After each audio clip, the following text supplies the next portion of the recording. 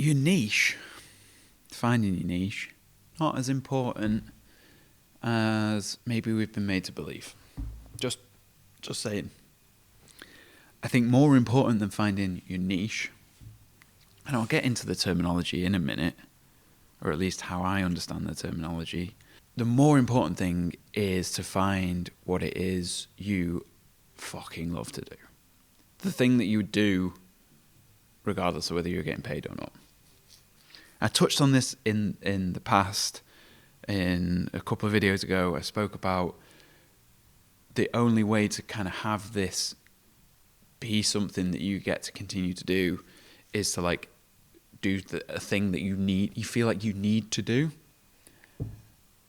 And it doesn't have to be that you need to do photography. It can be that you need to tell stories. It can be that you need to create beautiful things. And this is just happens to be the easiest method of doing that. Does that make sense? So finding the thing that you absolutely fucking love to do might be as simple as, for me, it's being nosy. It's as simple as that. For me, it's being nosy. What does that have to do? Hello? The fuck was that? Gotta stop filming these at night. Being nosy is the reason I do most of the stuff that I do. Being curious and inquisitive about things, about the way stuff works, about how you can take stuff apart and like find out its gubbins, that kind of stuff. It's the reason why I've slowly been drawn to documentary filmmaking, because I like the permission to ask people a lot of questions about shit. And I have been struggling. I've talked about this before, but I've been struggling this year with whether I want to carry on with still photography, because it doesn't, in theory, it doesn't scratch that itch. It doesn't. So my friend who does portrait stuff, he says he uses photography to get into the room. It's a way of kind of having permission to be in these unexpected, interesting places. And I think that's a beautiful thing. I go a little bit, I'm a little bit more, we're voyeuristic in this, in a similar way, but I'm more on the side of like, what's going on up here. He's interested in what's going on in the space. I think, I don't know, that might not make sense, but I like the tea. I like the tea. I'm too fucking old to say shit like that. But figuring that out has like let me work within a couple of different niches that seem quite disparate. It's actually one of the things I really liked about being a wedding photographer, was that sort of intimate voyeurism you got on this really special day for people. It was one of the things that really like kept me interested in that job longer than I probably should have been. And I sort of fell into product photography, and I fell into it sort of through food, but food was like this. Food's a really interesting way of sharing a complex dialogue with someone. That sounds really lofty, but all I mean by that is sharing a meal with someone. Think about the times you share meals with people. On a date, a business meeting, maybe it's drinks, maybe it's breakfast. These times that you eat with people can be really precious. And that's that kind of bringing together stuff. I really love that about food. And that's why I wanted to be a chef, and I worked in that industry.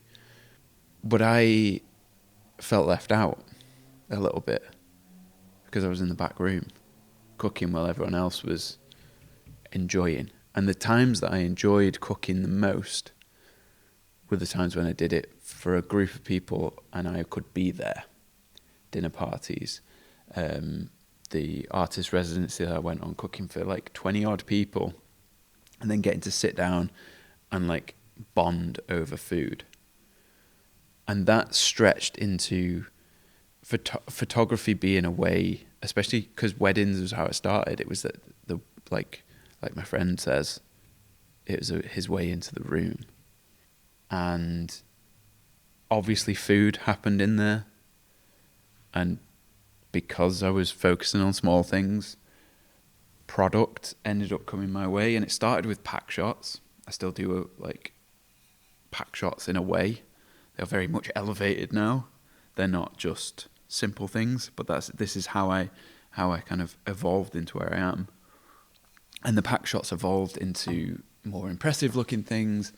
And there's a bit of like exploring the psyche of someone who's going to use a product. And this has started to come back to me recently. The more I've been thinking about whether photography needs to be a part of my practice. Is it something that I push forward with, or is it something that I start to roll back?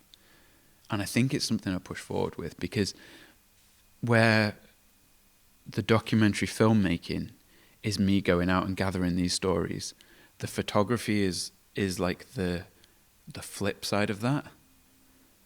And I think that's a really interesting place to be, exploring the psyche of the people who use these things. And this is why that idea of a niche almost starts to fall apart for me, because I need these kind of disparate seeming things, these things that seem very different to each other and like they wouldn't mesh together. But going out and exploring the world and bringing these ideas back and then presenting them in a different way over here is just something that like it keeps me going. That's my niche. That's my reason, raison d'etre. That's my fucking reason to do this stuff, because I love telling stories, but there's not many stories in me. I can make some up, I guess, but there's not enough stories in me that I care about. I need to go and find them and present them. And there's many expressions along that process. You go out and you film someone's story and you come back and you create something with that. But then you also, that gets into your head. It's like the AI training data. That's the training data. And the output is this other thing that isn't the same, but it comes from the same place. I'm aware this is too lofty for general YouTube, but look at me. This is the kind of shit you need to care about if you actually want to do this job well. And there are other people who do this by going and exploring the world of art, going and looking at the things that other people have created. There are people who do this by going and exploring the rainforest, exploring cities, and they bring these things back and they create stuff with them.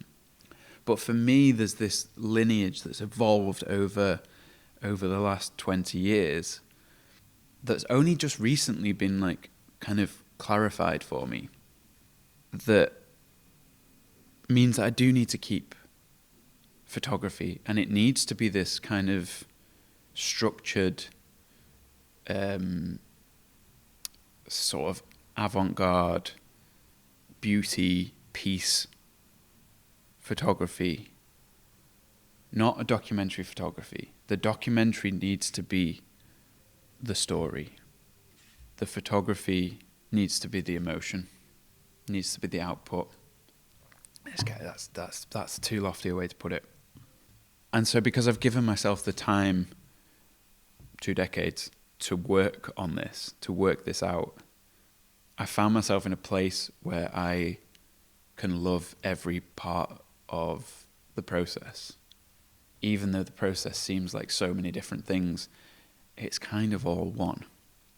And I think that the way that going out and searching for these documentary stories and producing them and turning them into things, and the way that then shows up in my work is through things like nostalgia, things like wear and tear, the use of things, the way stuff like degrades over time. I love when you can see the toll that time's taken on something. That makes for such a beautiful photograph. You see you see it a lot in portraiture, obviously, but you see it a lot in the like cosmetics and drinks, especially like bottled drinks when they're shot in their bottles as opposed to like a drink that's been made up. You see a lot of like this removing any imperfection, and I really like the imperfections. I definitely have some of those ice cubes that are like from Amazon, the acrylic, but I prefer to put the real thing in there if I can, because even if the layman seeing it doesn't realize why they know it feels real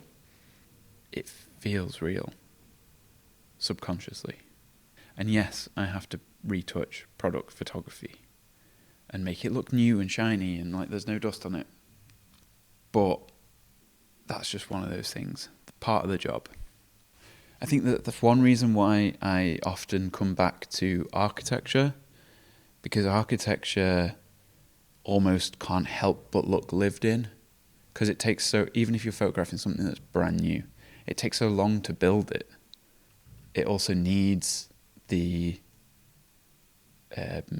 needs something of humanity to be in there, that it can't help but have this lived-in quality. And I think the least successful architectural photography loses the humanness, the lived-inness. And so this is why I think that, while yes, if you can have a very specific niche, and you enjoy that, and you can pursue that, and you can keep doing that, that's fantastic. But for a lot of people, you're going to find that my way, the way I had to do this, where it took a long time, and you're still not quite there, is going to be the one that's successful, if you can stick it out. Because finding the thing that you've got to do and understanding exactly what that is really important. This is going to be such a bad performing video, but if you've got to this point, thank you for watching. Maybe subscribe, because this is the kind of lofty bullshit that I enjoy spouting. And I'll see you in the next one.